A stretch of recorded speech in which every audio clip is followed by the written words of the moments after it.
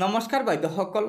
দেশৰ অংগনবাড়ী কৰ্মী আৰু সহায়িকাসকলৰ দৰমহা বৃদ্ধিকে ধৰি অন্যান্য সমস্যাসমূহ সমাধানৰ দাবীৰে all India federation of Anganwadi workers and হেল্পাৰ্ছৰ তৰফৰ পৰা দেশৰ মাননীয় প্ৰধানমন্ত্ৰী নৰেন্দ্ৰ মোদী ডাঙৰীয়ালৈ এই চিঠিখন দিছে।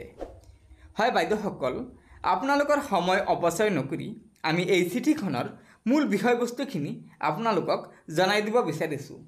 হয়, ইয়াত চাব। প্ৰথমতে সন্থাই জনাইছে যে জাতিৰ সেৱা কৰি অহা অংগনবাড়ী কৰ্মী আৰু সহায়িকাসকলে মাহে ক্ৰমে 4,500 আৰু 2,750 টকাৰ সামান্য ধন লাভ কৰি এতিয়াও দৰিদ্ৰতা আৰু হতাশাত থকাটো ৰাষ্ট্ৰীয় পৰ্যায়ৰ এক লজ্জাজনক বিষয়। তেওঁলোকে কোনো ধৰণৰ সামাজিক সুৰক্ষা বা পেঞ্চন নাপায় আৰু দিনটোত 10 ঘণ্টালৈকে কাম কৰিবলৈ বাধ্য হয়, যাৰ বেছিভাগেই হৈছে ICDSৰ বাহিৰৰ কাম। সন্থাই প্ৰধানমন্ত্ৰী ডাঙৰীয়াক আৰু জনাইছে যে উচ্চতম ন্যায়ালয়ে অংগনবাড়ী কৰ্মী আৰু সহায়িকাসকলক গ্ৰেচুইটি দিয়াৰ নিৰ্দেশ দিয়াৰ আজি 2 বছৰ পাৰ হৈ গৈছে।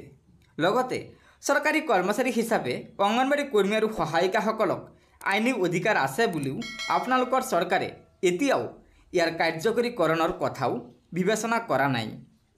আপোনাৰ দলৰ শাসনত থকা বহু ৰাজ্যত ইউনিয়নত সংঘবদ্ধ হৈ আমাৰ ন্যায্য দাবী উত্থাপন কৰাৰ বাবে কৰ্মীসকলক হাৰাশাস্তি আৰু চাকৰিৰ পৰাও বৰখাস্ত কৰা হৈছে। সেয়েহে all India federation of Anganwadi workers and হেল্পাৰ্ছৰ তৰফৰ পৰা প্ৰধানমন্ত্ৰী ডাঙৰীয়াক ওপৰত উল্লেখ কৰা সমস্যাসমূহ সমাধানৰ লগতে তলত দিয়া দাবীসমূহ অনতিপলমে পূৰণ কৰিবলৈ মোদী ডাঙৰীয়াক আহ্বান জনাইছে। হয় বাইদেউসকল, ইয়াত চাব।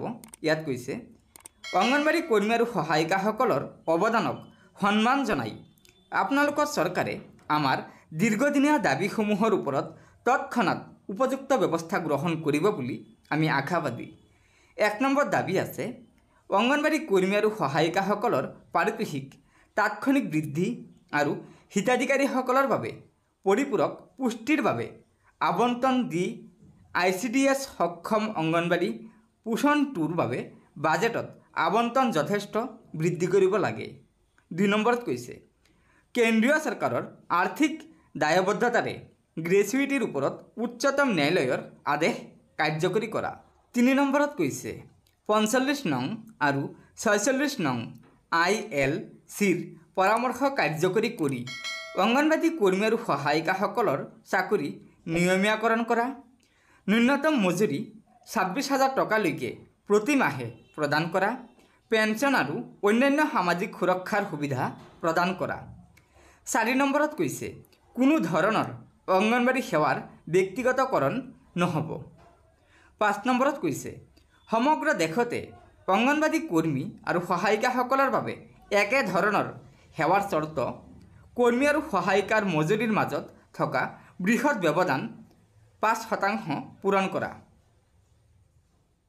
6 নম্বৰ দাবী আছে ভুল অনলাইন ৰিপৰ্ট ব্যৱস্থা আৰু অন্যান্য সমস্যাৰ সৈতে জড়িত সমস্যাসমূহ তৎক্ষণাত সমাধান কৰা।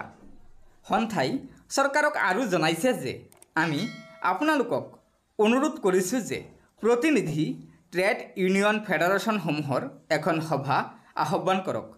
অংগনবাড়ী কৰ্মী আৰু সহায়িকাসকলে অতি সোনকালে তেওঁলোকৰ সমস্যা আৰু দীৰ্ঘদিন ধৰি বাকী থকা বিষয়সমূহৰ ওপৰত আলোচনা কৰিবলৈ দাবী জনাইছে।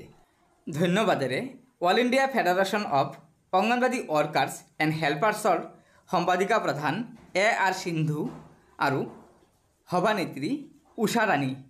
গতিকে বাইদেউসকল, এয়া নিশ্চয় all India federation of Anganwadi workers and হেল্পাৰ্ছৰ এটা অভিনৱ পন্থা যে দেশৰ প্ৰধানমন্ত্ৰী ডাঙৰীয়াক পুনৰ দেশৰ অংগনবাড়ী কৰ্মী আৰু সহায়িকাসকলৰ দৰমহা বৃদ্ধিকে ধৰি অন্যান্য সমস্যাসমূহ অতি শীঘ্ৰে সমাধান কৰিবলৈ এই পত্ৰখন প্ৰেৰণ কৰিছে।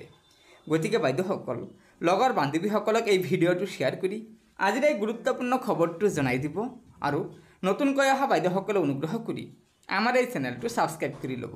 ধন্যবাদ।